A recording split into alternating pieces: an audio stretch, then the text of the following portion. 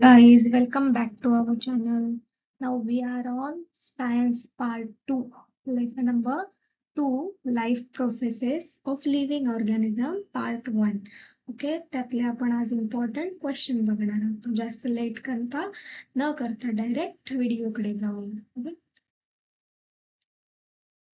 तर आपला आहे सायन्स पार्ट 2 इम्पॉर्टंट क्वेश्चन्स. कोणते? चॅप्टर 2 चे life processes in living organism part 1.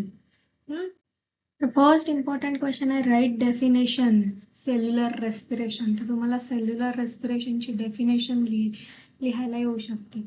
नंतर 2 सायंटिफिक रिझन द्यायला येऊ शकतात. फर्स्ट वन आहे oxygen is necessary for complete oxidation of glucose.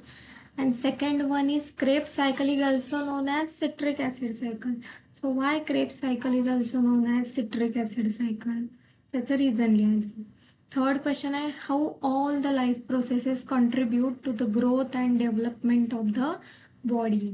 Fourth one is which precaution will you follow to maintain the reproductive health. Reproductive health maintain करण्यासाठी तुम्ही कोणते precaution घ्याल हे तुम्ही तुमच्या मनाने सुद्धा आन्सर लिहू शकता, ओन आन्सर लिहू शकता.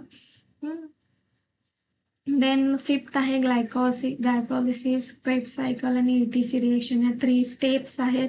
तर त्या स्टेप तुम्हाला डिफाईन करायला येऊ शकतात किंवा एक्सप्लेन करायला 3 स्टेप येऊ शकतात. देन क्वेश्चन नंबर 6 आहे explain mitosis with their all phases. त्याला फेजेस आहेत टिलोफेज, मेटाफेज, सगळ्या फेजेस आणि सेम मिओसिसच्या सगळ्या फेजेस तुम्हाला करायच्या. तर हे 7 इम्पॉर्टंट क्वेश्चन आहेत life processes of living organism part 1 वरती. आणि ह्या सगळ्या क्वेश्चन मधून नेक्स्ट ही आहे, ह्या 2 डायग्राम आहेत तुम्हाला.